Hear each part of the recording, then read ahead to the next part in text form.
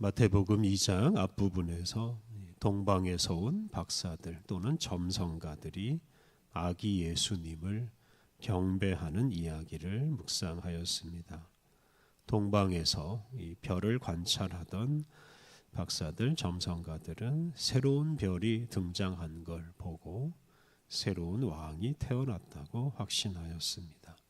그들은 별을 따라서 예루살렘을 거쳐 베들레헴까지 가서 왕이 태어난 것을 확인하고 왕이신 예수님께 경배하였습니다. 동방에서 온 박사들이 예수님을 경배한 일은 예수님의 탄생이 우주적이고 세계적인 사건임을 드러내는 것이고, 또한 온 세계와 우주에 큰 변화가 일어날 것을 예고하는 사건입니다. 오늘 읽은 본문에는 동방 박사들이 예수님을 경배한 사건과는 완전히 반대되는 이야기가 나옵니다. 동방에서 온 박사들은 말로 표현할 수 없을 만큼 크게 기뻐하면서 예수님을 경배하였습니다. 예수님의 탄생은 동방 박사들에게 아주 큰 기쁨을 주었습니다. 그런데 오늘 본문에서는 예수님의 탄생 때문에 참혹하고 슬픈 일이 벌어집니다. 13절부터 15절까지 말씀은 요셉이 가족을 데리고 애굽으로 피신하는 이야기입니다.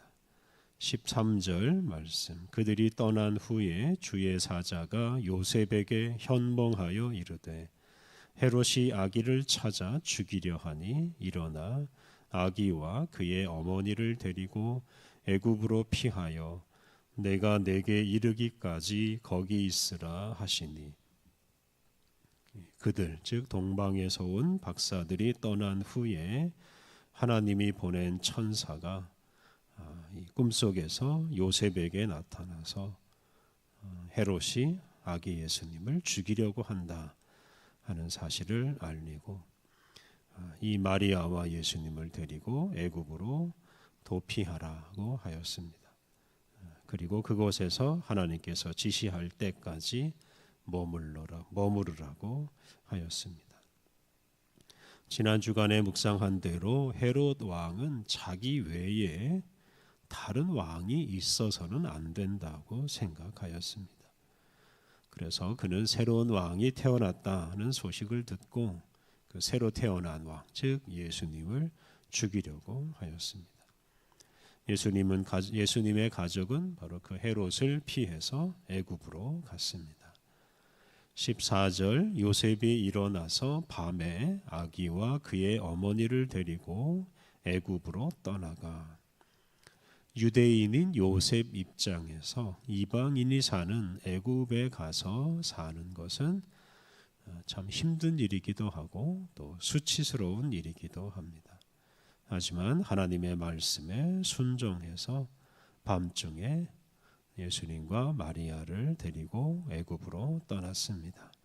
15절, 헤롯이 죽기까지 거기 있었으니 이는 주께서 선지자를 통하여 말씀하신 바 애굽으로부터 내 아들을 불렀다 함을 이루려 하심이라.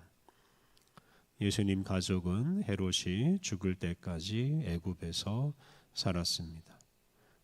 그런데 이 마태는 예수님의 가족이 애굽에서 살다가 돌아온 사건이 이 선지자를 통해서 하나님이 말씀하신 것, 즉 애굽으로부터 내 아들을 불렀다 하는 말씀을 이루었다고 해석하였습니다.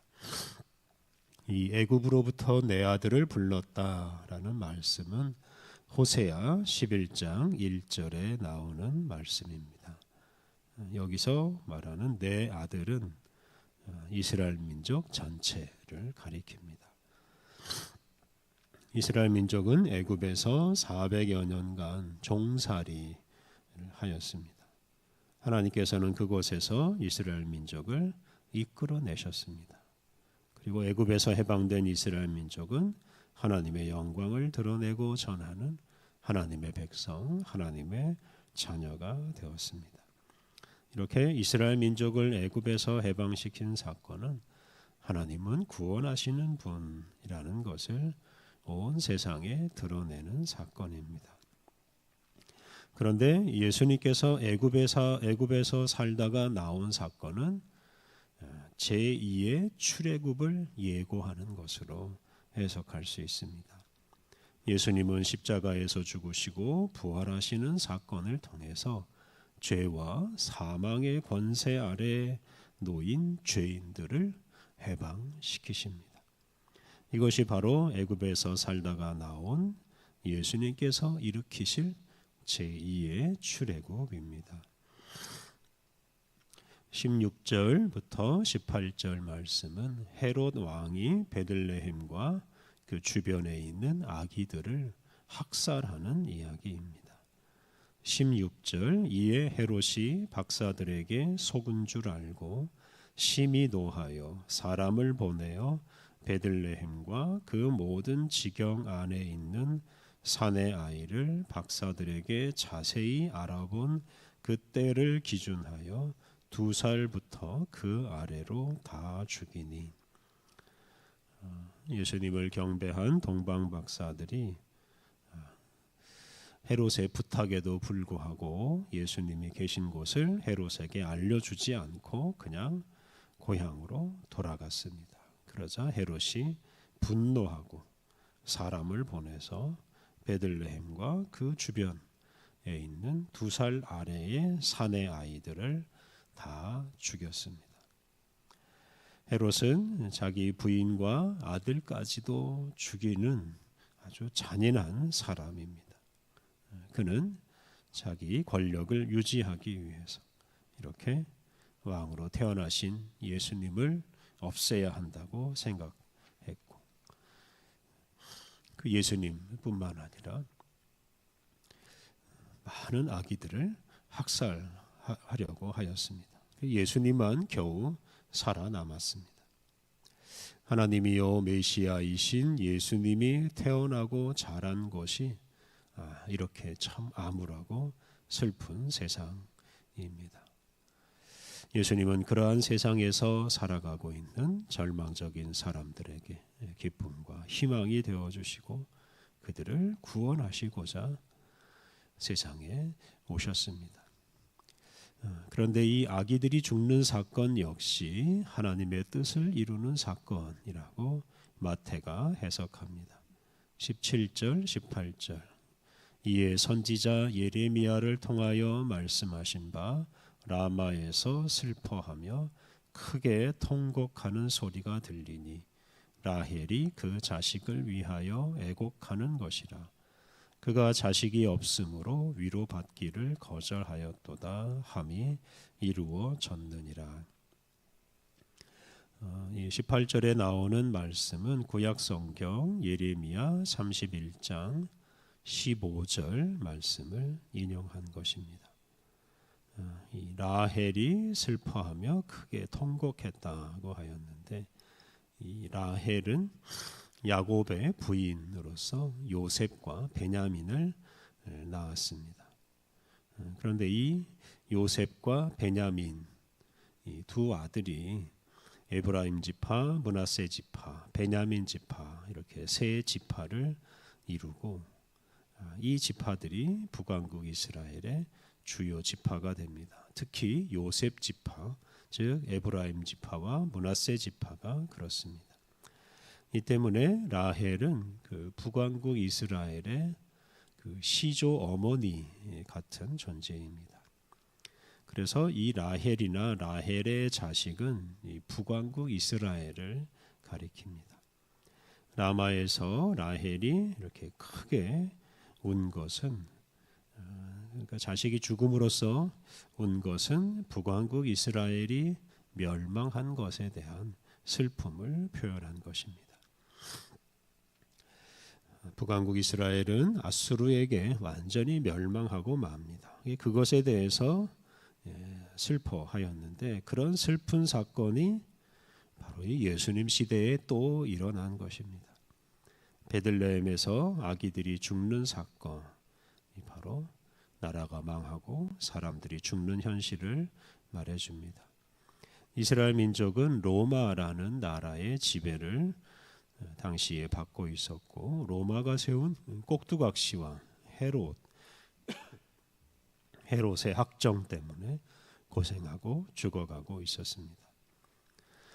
예수님께서 바로 그러한 세상 한복판에서 태어나셨다 하는 것이 중요합니다.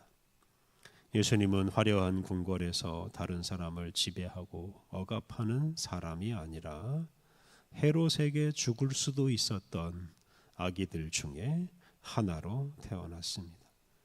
예수님은 망한 나라에서 날마다 생명의 위협을 받고 사는 사람들 중에 하나로 태어났습니다. 그런데 예수님은 그런 세상에 오셔서 이런 사망의 세력과 하나님을 인정하지 않는 세력들의 저항을 이기시고 하나님의 구원의 역사를 일으킬 것이라는 소망을 오늘 본문에서 우리에게 주시고 있습니다. 예수님은 태어나면서부터 목숨의 위협을 받아 도피하였고, 또한 많은 이들이 죽는 것을 친히 목격하였습니다. 그런데 이런 실망스러운 현실에서도 하나님의 말씀이 이루어지고 있었다 하는 점이 중요합니다. 예수님은 제2의 출애굽, 제2의 해방 사건을 일으킬 것이라는 기대를 하게 하셨습니다.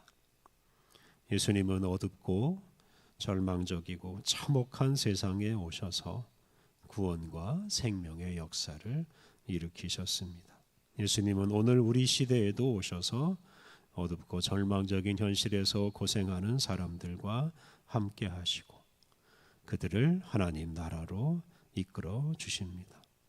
그러므로 우리는 어둡고 절망적인 현실 때문에 실망하지 않아야 하겠습니다. 이런 현실 속에 예수님이 계시다 하는 것을 선포하고 고생하고 절망하는 사람들에게 예수님이 주시는 소망을 전파해야 하겠습니다. 우리 함께 기도하겠습니다. 하나님, 주님은 암울한 곳과 사망의 음침한 골짜기에도 계십니다. 그곳에서 생명과 구원의 역사를 이루십니다. 예수 그리스도를 세상에 보내셔서 죽음을 생명으로, 절망을 희망으로 바꾸어 주신 주님을 찬양합니다.